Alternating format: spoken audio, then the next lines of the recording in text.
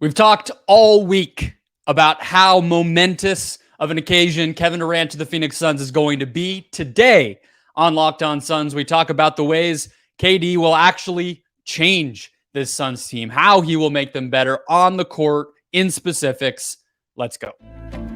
You are Locked On Suns, your daily Phoenix Suns podcast, part of the Locked On Podcast Network, your team every day.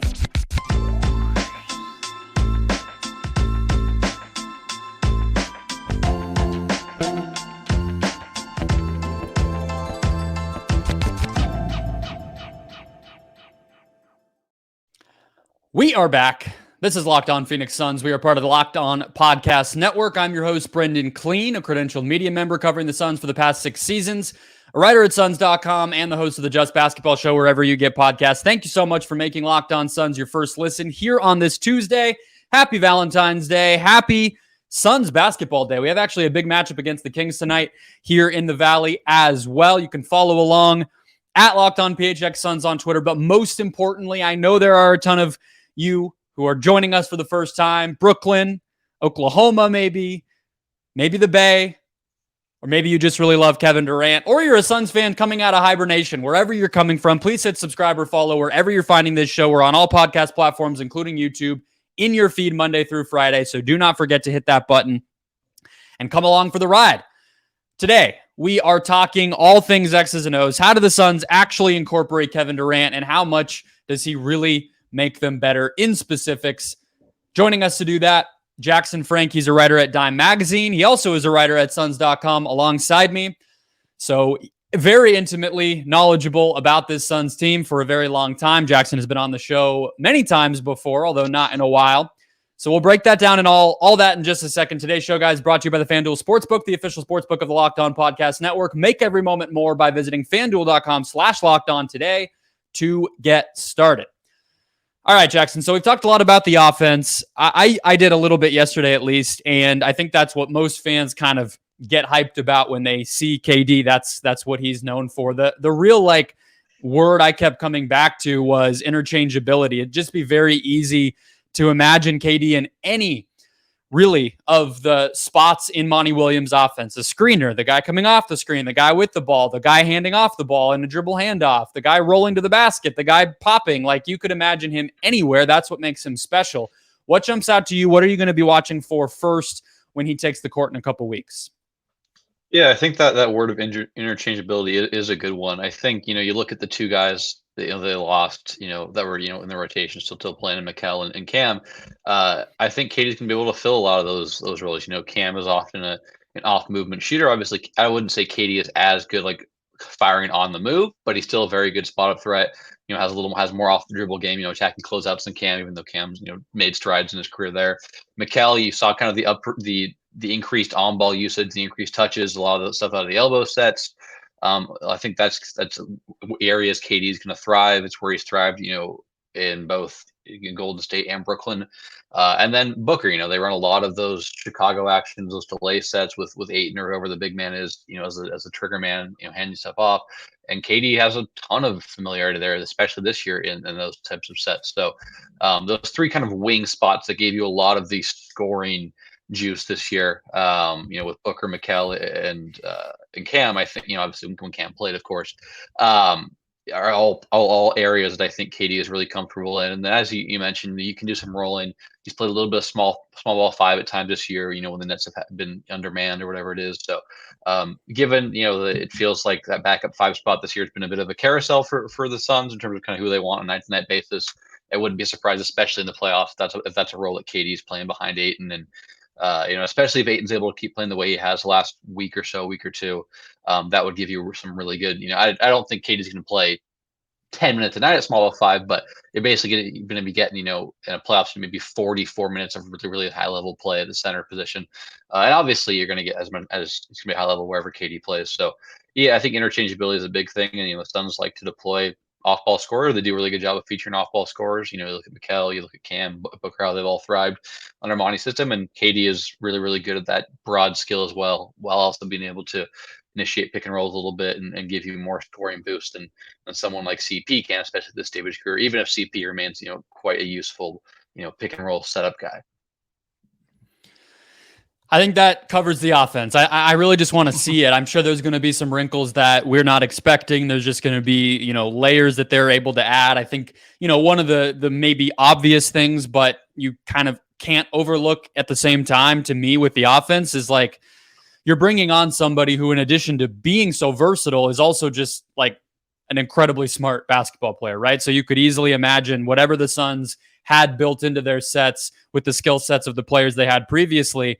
Yeah, you're only looking at about 20 games to build stuff in, but I'm sure all those guys, including Monty, are already thinking about ways to build upon the pick and roll attack that they'd already developed with Mikal and Cam and Jay, who had their own skills, but were younger and not quite as versatile as talents. Let's go over the defense, though, which is the most kind of, I guess, maybe just because it's new, and it is going to me, the more that I think about it, be where they adapt and play differently the most. And maybe that just speaks to, I do a daily podcast about this team, so new is going to be kind of shiny and exciting to me. But Durant is going to be the best. Like, we've talked for a long time about imagining what it would look like for Ayton to be able to have a bona fide rim protector next to him, and Durant, I don't think that's what people necessarily thought of when they first saw the tweets come across of he's getting traded. But it's going to be a really big, useful part of what Durant's going to be able to provide to this team. He's allowing 56% shooting within 6 feet this year, which isn't the best stat ever, but it is at least a good indicator of what he's capable of. He has his highest block percentage since his first couple of years in Golden State, when he was also, counted on to do that more maybe than up until this year with the Nets, having Claxton there at a high level. And Phoenix, that's where they've fallen off this year. And part of that is just Ayton not being quite as good. I think some of it is just weak points in some of the team defense that they were able to put together in past seasons. But I just look at all of that, and I get pretty excited, Jackson, about the ability that they're going to have Ayton, to use him more creatively defensively, whether that's doing some of the blitzing and hedging that we'd wanted them to do against maybe Luka last year, switching like maybe Suns fans wanted to see against Giannis, and doing that all the time, or doing it as a core part of a game plan instead of like a break in case of emergency type of thing like we've seen it where it feels a little too late. They're going to be able to build that in because Durant is going to be an option to patrol that back line, protect the rim, get steals and blocks in the paint, and it's going to just raise the ceiling, I think, of this defense to where it's not just going to be this greater than the sum of its parts type of thing that they've been able to put together. And it's been very elite doing that, but you have the real dynamic talent, I think, now to make teams think a lot more about what they're going to do to attack you than they maybe had to in the past. Yeah, I think it really shifts them stylistically or just philosophically, because the way I saw them built, at least last year too, when Crowder was, still a member of the rotation and whatnot, is they had those three really good wings, right? And Cam, Mikal, and Jay, who are all very different defensively as well, right? Mikal, Defensive Player of the Year finalist, is really good on and off the ball, but kind of makes his mark, hounding guys on the ball through screens. Jay, pretty good at the nail. Cam just kind of feels like he's kind of just sprinkles himself in everywhere. But I think better, kind of as a helper than necessarily on the ball at all times. But and so a lot of the times it felt as though their goal was to not let you get to the rim, and then if they do, okay, maybe Ayton, we'll rely on Ayton to clean things up. But even at Ayton's peak defensively last year, I do think he still is prone to not always contest shots when he should.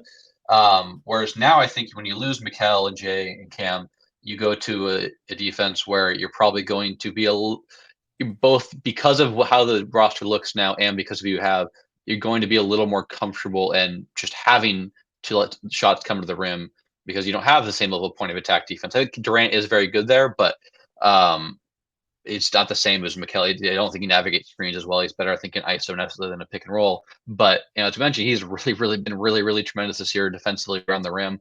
You mentioned those stats.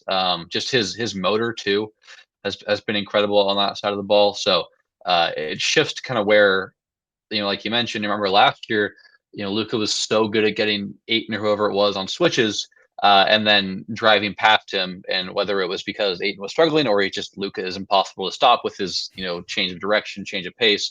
They didn't have anyone to provide backline help. Now, if Luka, let's say they meet in a playoff series, Now if Luka's still able to get that switch against Ayton, there's the chance that like they're not done for if he gets by it. Like KD is still possible to help things out there. So it feels like and I would need to look at the numbers again, but it feels like they'll go from somewhat of a team built on rim deterrence and more of a team now where they can actually protect the rim in the sense that you might get more shots at the rim, but we might be better about contesting them, it can be a precarious way to build a defense. And again, it's not just like you take that trade off when you acquire Kevin Durant, but just the fact that if you allow teams into the paint more, you put yourself in rotation, things like that.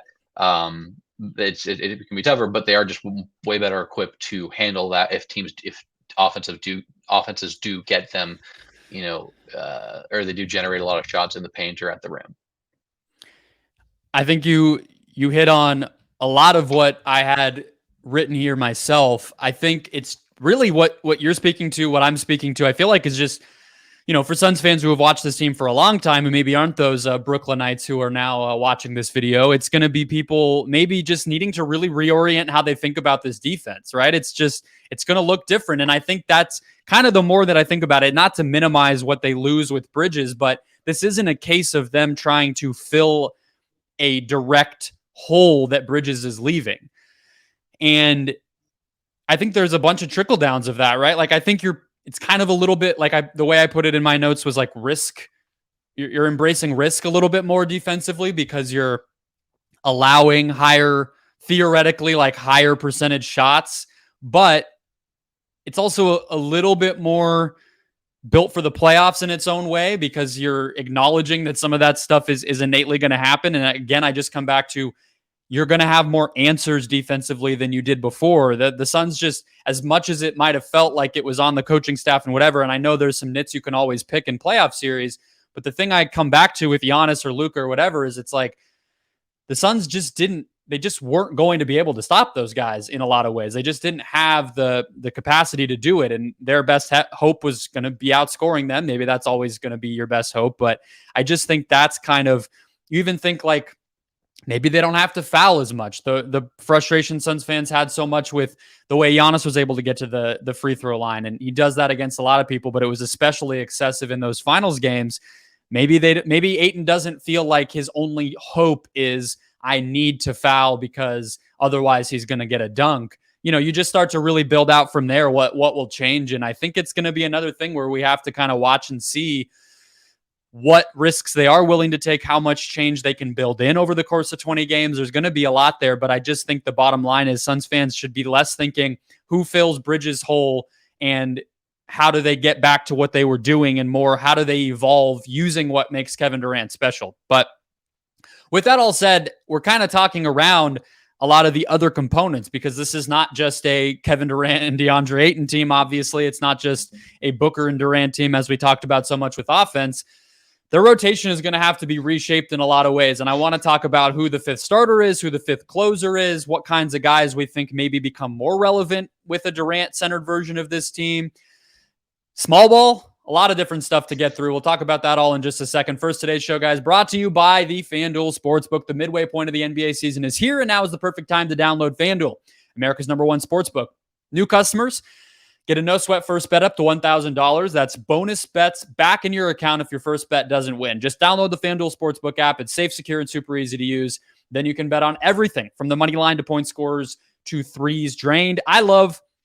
First of all, if you're a Suns fan, FanDuel has a sportsbook at the Suns Arena, so you're really just supporting the team in its own way, too. Maybe you just go straight to the sportsbook and you don't even bother with this. I don't know if they'll take the locked on password there. You'll have to whisper it to them and see, but regardless, what I love about FanDuel, they have these built-out parlays. You can just click them and bet. You can match stuff up yourself, or you can just go a straight down the middle bet. You just like one team in a game, and you do the money line or you do the spread, and you get your money that way. FanDuel even lets you combine your bets for a chance at a bigger payout with a same-game parlay. So don't miss the chance to get your no-sweat first bet up to $1,000 in bonus bets when you go to FanDuel.com/lockedon. That's FanDuel.com/lockedon to learn more. Make every moment more with FanDuel, an official sports betting partner of the NBA. Okay, Jackson, so let's dive in on the rotation here a little bit. Who do you like as the fifth starter and the fifth closer for the Suns? And are they the same or different? Is that answer different for who starts versus who closes? Just tell me where your head's at with the lineup. Yeah, I think you're probably going to go with Torrey Craig as that fifth starter again. He filled in for Cam for a lot of this year when Cam was injured, and then also just like has extensive experience playing with Paul and Booker and Ayton. So I think that helps. And but closer wise, it does feel like it should be a pretty fluid situation. Craig, who I think is a pretty solid role player, is not as like game to game consistent, I think, as you would like with role players. Maybe that's kind of why these people are role players rather than stars or high level starters. But just kind of some of the offensive pursuits he tries at times that are hit or miss.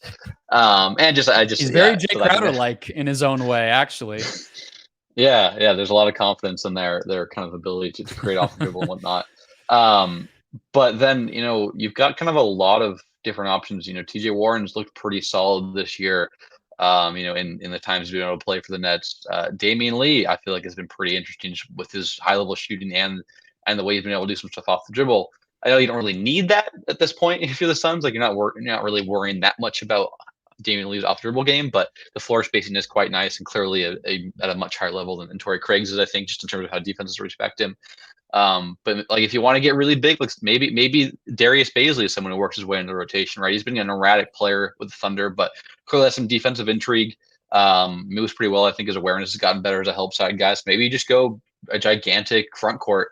And assuming that because he's another guy where I think his issue in OKC was he was very erratic as a decision maker offensively. So that's not something that even the Thunder opted to afford this year, and it's not something the Suns will opt to afford either, given kind of where they're at. So those are kind of the three to me that stand out. But I do think it's a good and a bad thing that you have different options. You've got, I mentioned the three I mentioned. You've gotten, or I guess I mentioned four guys. You've got a Payne, you've got a Shamet when he's back. Like, I'm not saying these are necessarily guys you want to be in your closing rotation, and the lack of reliability that fifth starter is a welcome byproduct of acquiring Kevin Durant. But they certainly have options, which I think more speaks to the question mark there than some sort of great depth that this roster is housing. Yeah, I think that's all fair. I think one other name that obviously could be in the mix, although we don't know, but Monty Williams did start him over the weekend in the first game they played without Bridges and Johnson, or I guess the second one is Josh Okogie. And I think, that to me feels like he's the most traditional replacement for McHale defensively. He plays a little like Craig offensively. So another one where it wouldn't be a perfect ideal thing, but he has really made the most of his opportunities at times. And I think he just brings some unpredictability on offense that you could see if he is hot, if he does have an advantage in terms of energy, if another team is just not ready for him. I could see games where he gets a lot of minutes. What do you think of the Terrence Ross signing? I have to admit, not having seen a ton of Terrence Ross this year outside of the odd Magic game that I watched, I don't think he's going to be closing games for them, but it feels like this has been a bounce back season for him. And I think in the regular season, at least, he could play a decent amount, especially with Shamet. I think the update today, Jackson, was that he's still a ways away, was the language, which when you're in February already starts to get a little worrisome. So Ross could play. I don't know if you like him or dislike him with the Suns team. Yeah, I think at least offensively, you can run a lot of the stuff you run for Shamet, some of which is also run for Booker. A lot of those off-ball screens, those veer actions, wide pin down, things like that. Because Ross is a pretty good movement shooter, as you noted. He's up to 38% this year after a few down years. Still about league average for his career, but clearly an above-average shooter given kind of his volume and ability to work off the move. But he's another guy who a lot of these wings we've mentioned sometimes tries to do too much offensively, and I don't think offense is going to be a worry for this team. So I do like the Okogie shout. He kind of just escaped my brain. This year, I think it's going to be a matter, right? Like where does Monty and company feel as though that fifth starter needs to provide the most, right? Is it if they play Okogie, is it like going to be too untenable offensively because defenses just ignore him and kind of invite him to shoot or invite him to attack off the dribble? Defensively, like are you just short a point of attack guy because Durant can't both be a point of attack guy and a rim protector at the same time? So like, do you just go with a Okogie and then you just realize that KD is often impervious to poor floor spacing and can just get his shot wherever he needs to? And Booker's off, Booker to a different degree is similar in that he can kind of, they're both very, very good tough shot makers, which is why they're stars. So it's just that's why it's gonna be really interesting to kind of monitor these next, however many games they get together once KD's back close to All-Star break. But yeah, that's to me is like Monty just has to determine kind of where they feel that fifth star needs to provide the most. And even though it's largely all going to be wings, they're very different wings. These guys have these ones that are have that role. So basically, it's like if you want to go defense, you're probably going to go Craig or Okogie. If you want to go offense, you're probably going to lean Lee or Ross or whoever else that we've mentioned already, maybe Warren. I don't have a great read of Warren's defense this year. I do think he was a pretty interesting on-ball defender, I guess at this point 3 seasons ago, and a lot of injuries. Yeah. So I'd have to go back and look at my notes, but I do feel like his offense has been pretty solid. So that's kind of where I'm at. But yeah, it's going to be something that it feels pretty fluid, and they should experiment as much as possible and just kind of have a somewhat of a firm answer by the time some key playoff series rolls around, which could be the first round this year, given where the Suns we'll get are into the at matchups. We'll get into the matchups to close the show. Some different types of teams they might face and what they might need to adjust and how KD kind of factors into all of that. A few things to add to what you just said. So I do think, just as a reminder for anybody, including Suns fans, like I do think Monty's default is always going to be to go bigger rather than smaller. And, like most coaches, to trust older players, veteran players over younger players, which I think both of those things probably factor against Okogie, which is why I think Suns fans are kind of reticent to like lean all the way into that and really buy into it. Even when he's had great games, there might be, the next night he's not in the rotation. It's been up and down with him, even when they had better or a more balanced roster and less like need for him. And it could, I guess, get better, but it could also just be that Monty doesn't want to deal with the risk factor. So that's that. I do want to say, though, to the point you kind of made there, like I was just watching back, I guess, just like fawning, whatever, over the highlights from that 2021 Bucks Nets series where KD just like the how little he needed to get space and comfort to score in that series, like, was what jumped out to me the most. And just watching that, I'm kind of like almost more bullish on the Okogie and Craig fits with him, despite their inconsistency on offense, because I do think if you're ISOing more, and like you pointed out, not really as dependent on like pristine spacing as some players might be, you can have Okogie or Craig in a dunker spot even, or you can, focus them in more on like, hey, just cut and be unpredictable and crash the offensive glass and play like a big man basically on offense. And there's different ways to fit somebody in when it's that type of offense, which we won't see a lot, but late in games you could see it. Which brings us a little bit to small ball. You talked about it earlier, Jackson. I think there's a lot of ways they could do it. They could have Paul, Book, Shamet, any combination of Lee, Ross, Warren, Baisley in that Shamet slot, and then Craig, Durant. Like there's a whole bunch of combinations, as we've kind of already been talking about. The one thing I would say, though, is the Nets have not been able to rebound at all in lineups where Durant is on the court and Claxton is off the court. They're probably not an amazing rebounding team overall. I don't know the exact number for that, but they've really been like first or 0th percentile level of bad with those lineups. So that's going to be a problem. You can't count on, like you said, with the defense, you can only count on Durant to do so many things. If the answer is defend the point of attack, protect the rim, score for us in isolation at the end of games, and also get 15 rebounds a night, it's not going to happen. So how much do you think we will see that? How much would you go to that? Or I guess maybe we can dive into the matchups a bit here of which teams we might see it against, because it will be different depending on who they're playing. Yeah, I think it would be the primary way that I supplement minutes when Aiton's resting in the playoffs. I would maybe at least dabble in it a bit in the regular season, just because it's something that's worth getting everyone comfortable with. But yeah, like I said, I think like Jock and Bismack have had their moments this year, but clearly not like neither guy. You're like, oh, we got to have this guy in the playoff rotation, even deep in, if we can make a deep run. So that's why I would go there. That is a good point. Like, yeah, they have started. I don't know where they are on the year but I think they're like bottom 3 in offensive and defensive rebounding rate. So it's probably just the fact that like they're already bad to begin with, and then you take off their only like actual center, and the numbers look even worse than they already did. So yeah, so that like I said, that would be my primary way to fill the minutes that Ayton's not playing. Of course, you can't, I don't think you can play if you're playing Ayton in a high level playoff series 38 minutes or whatever. I don't think you want to play KD there for all 10 that he sits. But yeah, that would be my go-to at least for now. But maybe just the fact that they have more of an insurance, but blank or insurance policy or whatever with KD in there makes it easier for Jock or Bismack to survive for a bit. True. Yeah. Yep.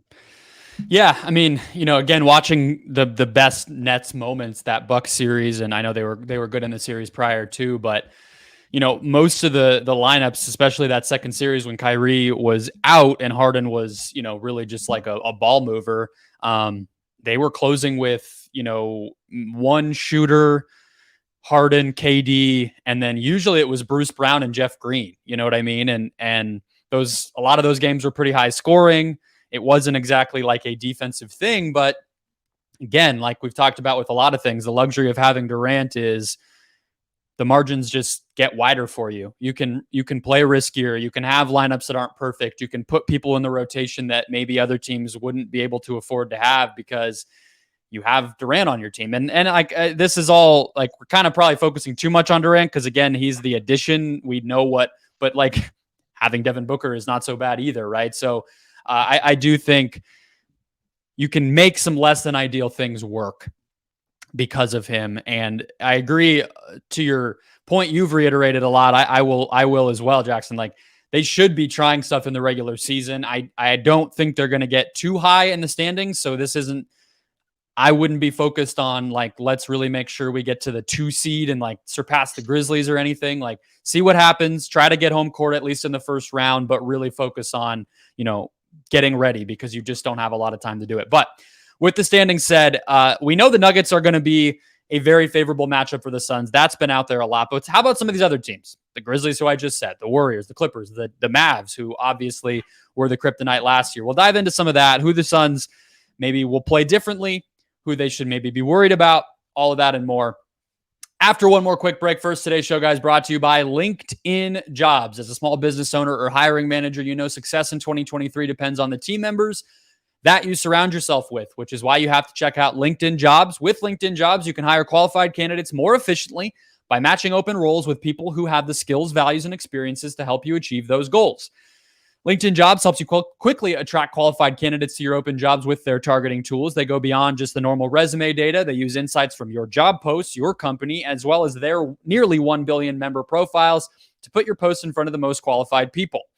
LinkedIn Jobs also makes it easy to screen and rate those applicants based on your job qualifications all in one platform. So why small businesses rate LinkedIn Jobs number 1 in delivering quality hires versus leading competitors. LinkedIn Jobs helps you find the qualified candidates you want to talk to faster.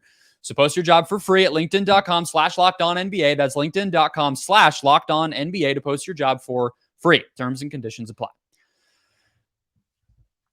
Okay, I'll just give you the floor here, Jackson. Which matchup with this iteration of the Suns, considering all the kind of things we've talked about that will be different, better, worse for them, is the most worrisome for you? If you're that Suns coaching staff, who's the team you're most dreading playing in the first round? Yeah, I think the bad matchup to me, I don't dislike any of their matchups substantially right now. I still think. I think Suns fans will be happy to hear that. I don't think that's a bad thing. Yeah, well, I think for me it's like I do think the Nuggets are still really really good. But other than that, like I don't love any of the playoff West teams from like a deep playoff run. Like I think I am curious to kind of see if Kennard can give the Grizzlies that level of shooting they need, but I still don't love their defense at the highest levels, and the spacing is pretty poor. I think they're overly reliant on Ja as a creator. And like as you know, I try never to harp on this because I think enough people do. But as good as Jaren Jackson is, like you still have like if that's who's going to anchor your defense, he still has to prove it in the playoffs. He's gotten a lot better at fouling in the regular season, but still had big issues last year. So and just coupled with like Steven Adams, I feel like is a fairly matchup dependent guy. They didn't even play him in the first round against the Grizzlies or the Wolves last year. I don't love the Grizzlies for those reasons. I do think Denver's an interesting one. A guy like KCP is a pretty, like, he's small, but he is pretty good at like getting around screens off the ball. So maybe give Booker some issues. Maybe at times KD's had a lot of trouble with the guys who can get under you. I think about Grant Williams last year. Chris Paul back in his defensive prime was someone who kind of always gave KD issues because of his hands and how much he kind of crowd his torso and whatnot. So those are the types of guys that really bother KD. They've got some other good players in help. Defensively, Bruce Brown, is good at shading help. Christian Brown, I don't know if he's necessarily a playoff guy as a rookie, but is pretty good in that role as well. So I still think the Nuggets just probably, I don't know necessarily from a matchup perspective, but just because I think that team is still like at worst the second best team in the West, whereas everyone else I just don't really love. I'm not that enthused by. So because I think with Dallas, a lot of their identity last year was how much the duo of Bullock and DFS and even Palatine State were able to blow up what Booker did, a lot of those handoff actions, and Bullock has been not as good this year defensively. Obviously, DFS is gone. And I think Ben Powell's still there, but it's clearly a team that's short on wing depth. I like Josh Green, but again, he's only one player, so like they can't duplicate Josh Green, which I'm sure they'd love to. So I think Dallas is interesting, but again, I do, like as we mentioned, Phoenix's inability to stop these dominant drivers, Luka and Giannis, are the reasons that they didn't do what they wanted in each of the last two playoff experiences. So now if Luka's Iostoni, whoever it is, and he even gave Mikal a lot of issues in that series, just with his size and whatnot. Now you still have KD as a helper, which I think is really interesting. So so I think it gives them a huge leg up against Dallas. I think both just kind of all of it, right? The fact that they traded for Kyrie, who I think is, and I'm not one of those people saying like the Nets, the Mavs got worse by trading for Kyrie, at least on the floor, as long as Kyrie is around. But I do think it, like, just in conjunction with the fact that triggered KD or prompted KD to request a trade to the Suns specifically, it helps them. So for me, it's still Denver.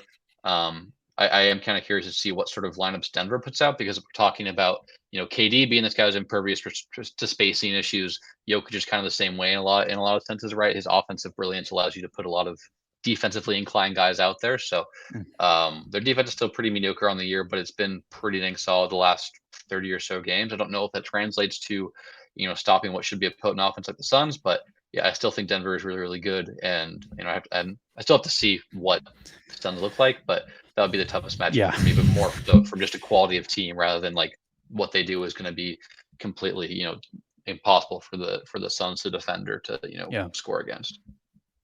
Yeah, that's well said. I agree. I don't want to make it seem like everything is matchups, but I do think that's the narrative that's out there. And I do feel like when you're talking about, the worst fears about Jokic as a defender, people do point to that Sun series for the specific reason that the pull-up jumpers, the way that they stretched the Nuggets help out, even Aaron Gordon struggling at times, not really through any fault of his own, but just they were so shorthanded in that series, which would be different this time. But you add another piece in KD who kind of punishes the way that Denver plays, although they do have, they have adjusted, they have changed up a little bit. I doubt they would just allow themselves to be beaten to a pulp with the same thing over and over. They just didn't have a way to adjust in that series 2 years ago. So I don't want to overstate the matchup thing, but I do think Denver just uniquely is positioned because they're the second best team, or, maybe some people think the best team.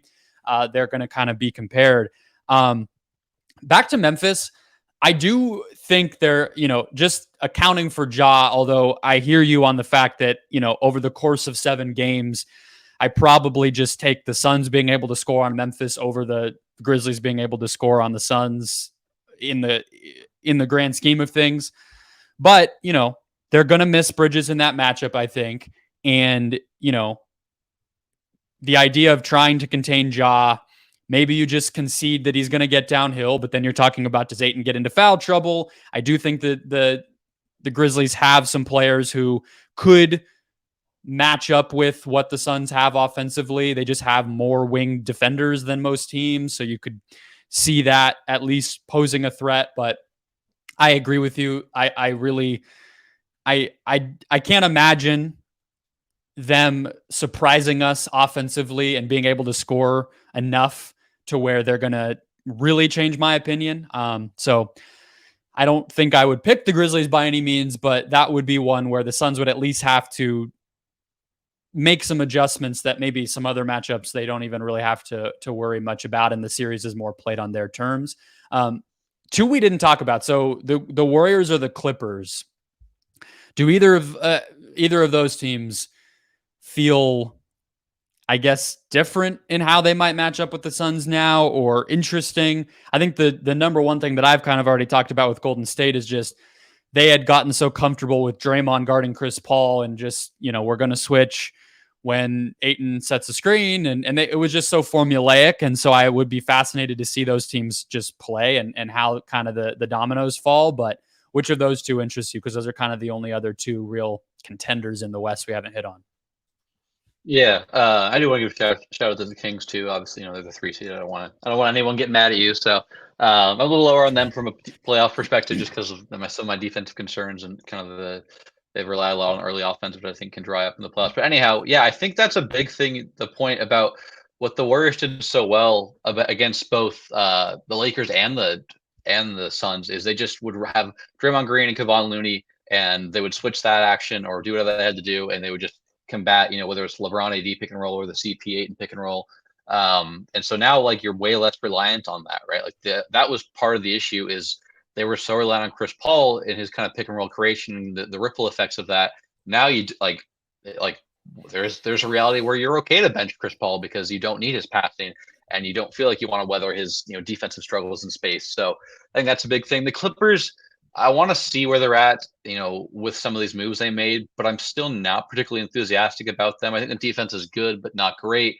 I really don't like their stagnation offensively. I think that game against the Bucks where they blew a 20-point lead a couple weeks ago was a really good, I think, kind of reflection or summation of their issues. It was just a lot of ISO ball that resulted in contested jumpers. I think schematically and personnel-wise, they're limited there. I think Plumlee will help, but I do think they're still going to have the same issue they do it with Zubac, in the sense that when Zubac is on the floor, they're pretty dang good defensively, but they don't have a great offensive big man in there. When Plumlee's in there, they're going to have a pretty useful offensive big man, but he's a pretty wretched interior defender. So that's not to say that, that's how basically any bench player, you're going to have trade-offs. But yeah, so I don't love either of those teams from a deep playoff run perspective. Again, the Clippers could, change that. Kawhi generally has looked pretty good the last couple of months. I know he struggled a bit as of late, but on the year he looks quite good on both ends, really. I think not his peak defensive levels, but still pretty impactful. So, but yeah, I just can't get there with the Clippers. I don't trust the offense enough. And maybe I have too high of a threshold to for what a title contender should look like, considering I'm skeptical of both the Grizzlies and the Kings, who are 2-3 right now, and the Clippers, who I think are at least a few games over 500 still. Last I checked, they had a win streak. They're hard to keep track of them if I'm not checking the standings every night.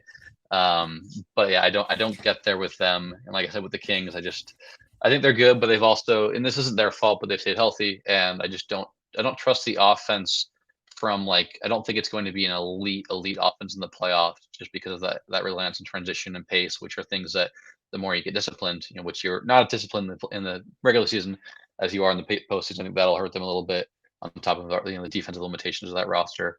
And I like the Keegan or the Kessler-Edwards signing or pickup, but I don't think it's going to be enough, for them to solve all of their point of attack and interior defensive issues. So that was a long-winded response, but yeah, I think the big teams here that I think are major players are Dallas and Denver to me. And I think, they definitely got a lot better defending Dallas. We'll see with Denver. It's interesting because, as you mentioned, they did bring in Kevin Durant, but Paul's a lot worse than he was that series 2 years ago. Ayton, we don't know what kind of Ayton we're going to get, whereas he was incredible in that series against Jokic and the Nuggets. So we'll see. But I think those are two kind of important distinctions. Not that you were saying it was, but I think as it's done for a while, there's a lot that Ayton can be a pretty pivotal inflection point in any deep series. So take that as you may, as for any Sun supporters listening to that. Yeah, well, I think that's honestly, with the theme of the show kind of being here's all that could happen, but we'll have to kind of see it. I'm very curious about DeAndre Ayton, I don't want to overstate the fact of losing people you're close with on the team and make too big of a story out of that not being in his head, but it's not a crazy thing that it could affect him. I do think, especially considering that he has bristled against some of the other people that are at the top of the team, whether that's Chris or Monty or anyone else. And now you take away some of that, that comfort that he might have found with other people on the team. Mikal Bridges has been telling us for 4 years that he, was kind of the Ayton whisperer a little bit. So that stuff combined with how important he is going to be in a lot of these matchups, he's a huge piece. But that's kind of the truth about everybody at this point on this team with how much it's been thinned out and just the obvious expectations to win a championship. So we'll have to see. There's going to be a lot of games against these teams, which is fun. They're playing the Clippers this week. They're playing the Kings tonight when people are listening to this. And I think they have at least one game against all of these teams left on their schedule. So lots of time to test themselves and lots of times for us to learn. But Jackson, thank you for joining me. You guys can follow him at JackFrank_JJF on Twitter. Read his stuff, Suns.com, Dime Magazine. As I said, lots of good breakdowns of everything, and I'm sure that won't stop as we get toward the playoffs.